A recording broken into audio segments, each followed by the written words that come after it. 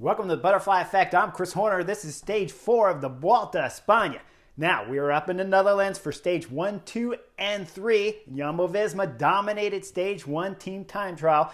And then, of course, stage 2 and stage 3. Jumbo-Visma don't have to do much work because the sprinter teams will do a lot of work on those stages 2 and 3 that Bora Hansgrohe with Sam Bennett won both those stages. Now they take a transfer, they take a day off, and now we're Tuesday, stage 4 of the Vuelta, España. Now this stage is 154 kilometers long, 2 climbs. The one climb coming near the finish of the stage with about 22 kilometers to go. It starts, it'll finish with about 14 kilometers to the finish line. Then they'll drop down from 14K all the way into about 4.5. The climb starts going up. Then it gets really hard around 1K to go, and then really hard at 800 meters all the way to the finish of today's stage. Now there is one sprint competition here with 35 kilometers to go on today's stage 4. But if you're a team like Bora Hansgrohe, Sam Bennett, that says he wants to go for the green jersey here, the points jersey at the Vuelta España, this is a stage you don't need to worry about. This is a stage that Bora Hansgrohe are going to switch their tactics, and they're going to stop thinking about stage wins with Sam Bennett and green points jersey, and they're going to start thinking about their GC guys, right? Because they have Giro d'Italia winner Jai Hindley here and Wilco Kelderman. Kelderman's gone top 10 at every Grand Tour there is. Giro, Tour de France, and Vuelta España throughout his career. So he's a GC player. Now we throw in Sergio Guita, the Colombian rider for Bora Hansgrohe, and they got 3 guys that are big-time players for the general classification if Sergio Guita can get a little bit deeper into Grand Tours. Now when the stage starts, there's a 6-rider group up the road, and it's Alexei Lusenko from Astana at 46 seconds back. That's the big threat to the general classification favorites, Jumbo-Visma. He's got some company wrapped around him with 5 other riders in that group of 6, and they're in the form of James Shaw from EF Education, Alessandro Di Marchi from Israel Premier Tech, Jared Dresners from Lotto Sudal, Anders Okamika from Burgos BH, the breakaway specialist, Jon Bau from Escatel Escady, and that'll round out that group. Now the cameras come on with about 100 kilometers to go, and that group's got 2 minutes and 20 seconds, and guess who's on the front? It's Bora Hansgrohe's on the front. They're riding with Jumbo-Visma, and they're keeping that group away, that breakaway of 6 at a legitimate distance at 2 minutes and 20. It'll go up a little bit higher to about 3 minutes maximum lead on today's stage. And then all of a sudden, Bora Hansgrohe start putting more help on the front. They got 2 guys riding up there. It's Ryan Moulin and Jonas Koch from Bora Hansgrohe that want to bring this group back. This is a big knucklehead move. Bora Hansgrohe, you guys are the biggest knuckleheads on the planet right now here at the Vuelta España. Let me get this straight. You got 6 guys up the front there that you guys want to chase and bring back. For what reason, I have no idea. Maybe it's the sprint points with 35 kilometers to go because Sam Bennett has made it known that he wants to win that green jersey.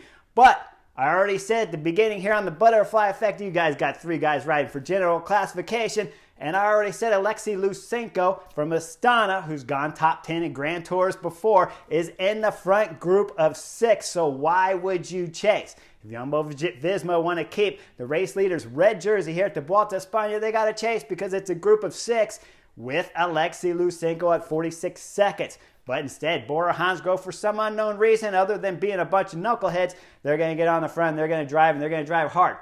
Problem is, when you look at this happening, you see 2 of those strong guys up there, Ryan Mueller and Jonas Koch, that are up there driving it hard, 100%. Guys are coming out the back of the peloton all over the place. We're going to start seeing riders like Tim Miller, the sprint specialist from Albacete de Kunik. He's coming out the back. The KOM jersey wearer from EF Education, Julius Vandenberg, he's coming out the back with Tim Miller, and things are blowing up with about 70 kilometers to go. Now, with I'm sitting on the couch, I'm listening to the GCN commentators, and they're all chit-chatting, talking about how fast and how hard it's going at the front, and it is. It's full guns blazing at the front. Peloton split up, people coming out the back. And then all of a sudden, we're going to see Jumbo-Visma's Primož Roglič. He's going to take a nature break on the bike. This point in time, the commentator Adam Blythe, he says something really funny because he says it can't be that fast because there's no way riders would be taking a nature break right now if it's going full gas. Adam Blythe, when you're Primož Roglič and when you're one of the best GC riders in the world, you can take a nature break when the group's going 100% because you're just that good, where you could easily, especially with help from your teammate there, giving a big push in the race leader's red jersey, Eduardo Affini pushing Primoz Roglic, he can take a nature break, get back on even when it's going full gas. Adam Blythe, it's not a problem. I've done it many times throughout my career. Now we go back up to the front group because things are starting to get exciting there. We're starting to see riders coming off the back of that group of 6, and eventually it's going to be 3 riders up front. Alexei Lusenko is still there, the big threat for the general classification, getting a chance at wearing the race leader's red jersey if Bora Hansgrohe weren't such big knuckleheads back there. Now on top of that, he's got 2 riders with him, and they're driving as hard as they can because with under 60 kilometers to go, that gap was down to about a minute, and these 3 riders are trying to win today's stage, take race leader's red jersey, or get some KOM points. They got a lot of objectives if they can hold off the Bora Hansgrohe knuckleheads back there chasing them.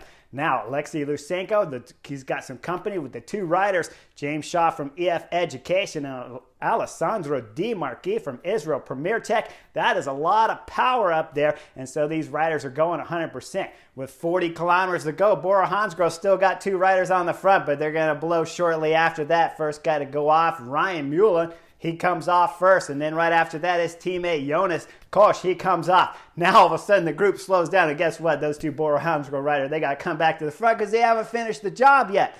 We still got the sprint competition coming up with 35 kilometers to go, and all of a sudden they're nearing that sprint competition, but they haven't brought back the 3 riders up front. And behind, we see in the peloton, it's Mads Pedersen that takes 4th place points for the sprint competition at the line, and 5th place on the stage, Sam Bennett in the green jersey. Congratulations, Bora Hansgrohe. Man, did you guys screw this up big time. I have no idea what you guys were thinking on today's stage. You could have 6 riders go up the road, take maximum points in the sprint competition line, and then go all the way to the finish of the stage, put Primoz Roglic Jumbo-Visma in trouble with his whole team having to chase if they want to keep the red race leader's jersey here at the Vuelta a España, or if they want to win the stage, they got to do work all the way to the finish. Instead, Bora Hansgrohe went to the sprint line at 35K. They lost to Mads Pedersen, which means the Trek Segafredo rider is going to gain sprint points on Sam Bennett, who, let me remind you, Sam Bennett can't climb, but they've been pulling 100% throughout today's stage. Now, right after the sprint points competition, we'll see exactly why Sam Bennett probably lost that sprint points there to Mads Pedersen, as he has to go back to the back of the peloton, raise his hands up, and his car comes up and does a wheel change for the Bora Hansgrohe rider. Then he's got some company with 2 riders dropping back for him right away. It's Ryan Mueller, who spent all that time on the front, and his teammate Jonas Koch, who had to go back, and now they're going to ride some more on the front for Sam Bennett so he can make the time cut with 35 kilometers to go in today's stage. Now let's fast forward and go back up front, because now with Bora Hansgrohe off the front, guess what? We're coming up to the first big obstacle here on stage 4 of the Vuelta a España. And as we're coming down the descent doing 85 kilometers an hour, who's on the front? Of course, it's Jumbo-Visma's. It's Eduardo Affini on the front, and he's drilling in 100% for his teammate and 3-time Vuelta winner here, Primoz Roglic, as they come into the final left turn to start this last climb with about 22 kilometers to go when they make that left, and then they start going up the hill. Now, what's happening in the back? You see it's all strung out, and right away at the back of the peloton, you start seeing some hurt, pain, and suffering through the riders back there, because it's UAE team member, it's Marc Soler, that's on the back as they start this last and final climb here. Rated climb here at the Vuelta a España Stage 4, because the last climb really takes you all the way up to the finish line. Now, coming up the climb, things are getting a little more exciting, because you see there's Trek Segafredo on the front, and they want to do some damage for Mads Pedersen so he could try to win this stage. Trek Segafredo, you guys are a bunch of knuckleheads too. I'm going to go ahead and call it out, along with Quickstep, who I forgot, because they did some chasing back there too, along with Bora Hansgrohe earlier in the stage for some unknown reason. And then finally, Patrick Lefebvre, probably sitting at home watching on TV from his couch, called his director in the car and said, "Quickstep, what are you guys doing? You're a bunch of knuckleheads. You're pulling on the front." When Primoz Roglic Jumbo-Visma, they haven't had to work on stage 2, they haven't had to work on stage 3, and they haven't had to work much here on stage 4. Now let's get back up to the climb, because there's some action happening, guys. Trek Segafredo is blowing this race up, making a small selection up there. Let's call it about 70 riders, give or take. As Trek Segafredo's drilling it. Again, knuckleheads, I don't understand why you got to drill it this hard. All the sprinters have already been dropped. Tim Malaire's gone. Sam Bennett wasn't going to do anything on this final climb anyways. And you're drilling it 100%. At this point in time, when all the speed is out of the group and you have Mads Pedersen on your team, you just want to keep the group together. I don't care what pace you go up this climb as long as it's slow. Go as slow as you can because Mads Pedersen has fabulous legs. He can win stages. He can certainly win uphill finishes that are about 800, 1 kilometer long, because I remember seeing him at Bessèges earlier in the year at the French Cup race early in the season. He won that uphill finish that was about 1K, 1.5K up as he took this race leader's jersey that day early in the season here. So I'm expecting big things from Mads Pedersen, but with Trek Segafredo pulling 100% on the front of the group, you got to know it's got to be putting some nails into their sprinter Mads Pedersen's legs. Now, as we near the top of the climb, I want to show you it's Jumbo-Visma on the front, and then you look back at the Bora-Hansgrohe riders. They're split up all over the peloton because they got Jai Hindley on one side, they got Wilco Kelderman on the other side of the group, and then they got Sergio Aguirre at the back and Matteo Fabro, who's at the back too. Remember, he didn't have those big guys around. They didn't have any help throughout the stages when it was all strung out, single file in the gutter. Primoz Roglic had his guys in front of him, but Jai Hindley was sitting out there in the wind. Sam Bennett was in the wind. All their Bora-Hansgrohe GC guys were sitting in the wind, as up front Primoz Roglic was looked after carefully. Now, as Primoz Roglic's team's on the front, he's got guys wrapped all around him because he's got Chris Harper there, Sepp Kuss is there, Sam Oman's there, and then Primoz Roglic himself. Now, as they're going up the final part of the climb, guess what? Quick-Step's going to throw in a big attack with Julian Alaphilippe. Alaphilippe thinks that the sprint competition for the KOM is coming up, and as he throws in his attack, he comes up short. He gets the wrong banner. Primoz Roglic passes him for the real banner, wins KOM points, and gets a 3-second time bonus on the Quick-Step riders, because remember, they got a big GC favorite with Remco Evenepoel. Now, this is about 14 kilometers ago as they cross that KOM line. Now they're starting to descend. Guess what? Remco Evenepoel wants to do Remco Evenepoel things. He gets to the front and he starts drilling it down this descent. He's willing to ride the front for the next 5 kilometers down this descent with Primoz Roglic, the 3-time Vuelta champion here for Jumbo-Visma on his wheel. Behind we see a little crash at the back there when it's the Kern Farmer rider that goes off the road, and up front Primoz Roglic on the wheel of Remco Evenepoel, who's pulling 100%, has blown this field up down the descent. But finally Remco Evenepoel realizes it's not working. He sets up and it kind of groups back together. Now we're going to see some attacks from Astana. They'll throw in a big attack followed by the other groups, and then they start to pull it back with Trek Segafredo on the front. And then, of course, it's none other than Vincenzo Nibali attacking him about 7 kilometers ago. He'll get brought back, and Team Ineos will hop on the front. Now they got a big-time favorite here. He's gone second at the Vuelta a España. It's called Richard Carapaz. Now, Richard Carapaz lined on the wheel of Ineos. They're going to come into about 5 kilometers ago. It's a tricky, hard left-hand bend there as they run into that. And then as we come out of it, we're going to see it's Trek Segafredo on the front. Mads Pedersen's right there. And then Jumbo-Visma are going to take over. That'll get us to 2.5 kilometers to go. And now it's time for Movistar to get on the front because they got Enric Mas and they want to win today's stage 4 of the Vuelta a España. We look a little bit further back when we're talking about 1.6, 1.8 kilometers to go. When we look further back, Remco Evenepoel's way out of position. Shortly after that, he's going to move over to the right and he's going to start moving up. And as he does, we see him look left over his shoulder. He's looking over at Julian Alaphilippe and he's going to wait for the Frenchman. Now, though, he's going to try to get the Frenchman up front, but that's not going to work. So Remco Evenepoel is going to have to go to the front on his own. At that same point in time, as we start getting under 1 kilometer to go, Movistar's still on the front, but then with 700 meters to go, they start to blow. As we see, Remco Evenepoel made it to the front. Primoz Roglic made it to the front, doing some little dicey threading of the needle there as he found his way up to the front. Remco Evenepoel's on the left side. Now Primoz Roglic is on the right. Then we start seeing an attack from EF Education. That gets brought back right away. And the next to go to the front is going to be Kenny Elissonde along with Mads Pedersen with about 500 meters to go. Now Kenny Elissonde's going 100%. As Mads Pedersen's duking it out with Mas, Enric Mas from Movistar. He wants onto the wheel of Kenny Elissonde, but Mads Pedersen's like, hey, I'm Trek Segafredo, he's Trek Segafredo. That's my wheel. We'll see him bump not once, but twice going up in this next 1,500 meters to go. Now, as we start getting up closer, we see it's Primoz Roglic. He's lined up right behind the wheel of Enric Mas, who couldn't take the wheel of Kenny Elissonde as Mads Pedersen sitting second wheel.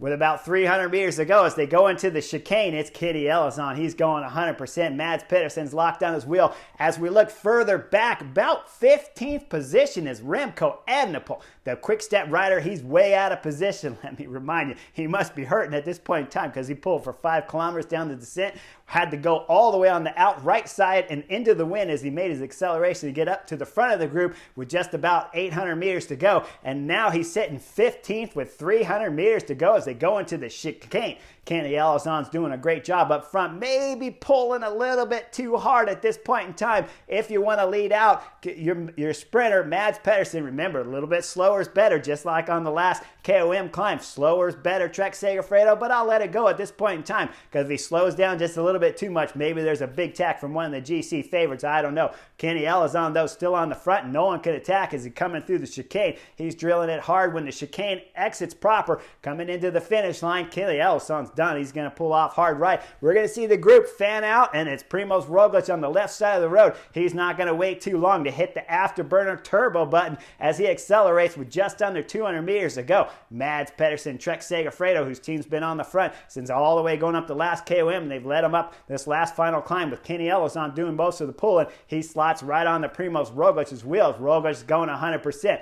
We look behind Mads Pedersen. Who is it? Enric Mas, Movistar's done a great job of holding on to the caboose there of Mads Pedersen. And then with 100 meters to go, we start seeing a separation between the first, second, and third place riders as Primož Roglic's acceleration is starting to hurt everybody's legs. 25 meters to go. Mads Pedersen looks back over his shoulder. You know what that means, folks, when you're watching it from the couch and the rider looks back. That means he's done an exploding. Primož Roglič doesn't even need to do any more acceleration to the line as he takes what looks like after the finish an easy stage 4 victory. Now I know it wasn't, but it shows how much form Primož Roglič, Jumbo-Visma, 3-time defending champion here at the Vuelta a España has when he crosses the line and looks fantastic. You look back at second place, Mads Pedersen crosses the line for Trek Segafredo, taking some big sprint points here on today's stage. Remember, he beat Sam Bennett at 35 kilometers to go, and now he's way ahead of Sam Bennett now. So he's taking big-time points against Sam Bennett for that sprint competition on second on the stage.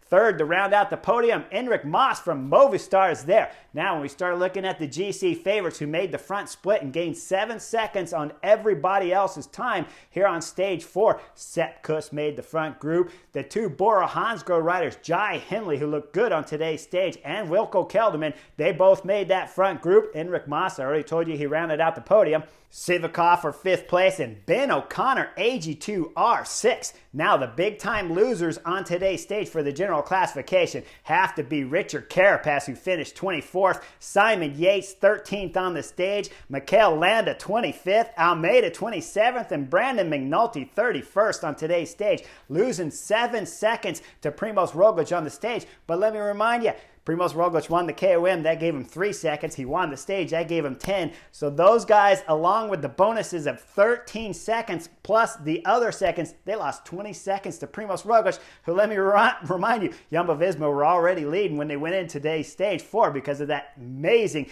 team time trial on stage 1. Now, there is all kinds of knuckleheads out here, but in case you forgot, let me go through them again. Bora Hansgrohe, the biggest knuckleheads out here. I don't know what they were thinking. Guys, let the sprint points go away from that group of 6 up the road. Let those guys win the stage and don't lose any more sprint points to Mads Pedersen, who you know is going to want to go for the green jersey here. And I'll say it right now, he's the outright favorite to win the point sprints competition here at the Vuelta a España because there's nothing Sam Bennett or Quick-Step can do about it when we're talking about getting into these mountain stages fighting against Mads Pedersen, who can climb pretty decent. Now, other guys on the other knuckleheads on today's stage. Trek Segafredo, you guys are a bit of a knucklehead. You pulled too hard up that climb. Quick-Step, big knuckleheads for pulling earlier in the stage with Bora Hansgrohe, and then with that attack going all the way down the descent from Remco Evenepoel, pulling for 5 kilometers down this descent, trying to drop a 3-time Vuelta champion. That's not going to happen. That's absolute knuckleheadism right there. And then Remco Evenepoel for going up the climb, waiting to help out Julian Alaphilippe when you should just be looking for yourself. Get to the front, stay on Primož Roglic's wheel, and ride it all the way to the finish is all you got to do. I said that earlier on the butterfly effect, if not beyond the coverage the week before the Vuelta started. Remco Evenepoel, right now, if you want any chance of winning the Vuelta a España, which Primož Roglič has got to be the hands-down favorite, But if you want any chance of winning, stay on the Slovenian's wheel for as long as you possibly can and ride him forever. If there's some kind of strange tactics going on, you get a chance to get a gap to go up the road, go ahead and do it. But if you're going to pull down the descent for 5 kilometers to go before you go up a climb with about 4 kilometers to the finish, that the last 1K is going to be this difficult, you're going to blow up. Amazingly enough, Remco Evenepoel, who was 15th position, would have lost time to Primož Roglič, but still had enough legs with 300 meters to go to pass some riders dropping and get up there and finish in the top 10 on today's stage. That means he has good form. So Remco Evenepoel, for the love of the cycling gods and all those fans sitting on the couch who want to see a good Vuelta a España, stop doing knucklehead things. Just latch on to Primož Roglič, follow the Jumbo-Visma rider for as long as you can, and hope there's a moment that he blows somewhere. Then put that amazing form that you clearly have here on stage 4 to work into a better effort so we can see a great GC battle here at the Vuelta a España. Hope you guys enjoyed my take here on the butterfly effect. Knuckleheads all over the place. Make sure you like and subscribe, because tomorrow's stage 5, and hopefully other teams are done riding for Jumbo-Visma, but I don't know. There's a lot of knuckleheads here at the Vuelta a España. Like and subscribe, and I'll see you real soon.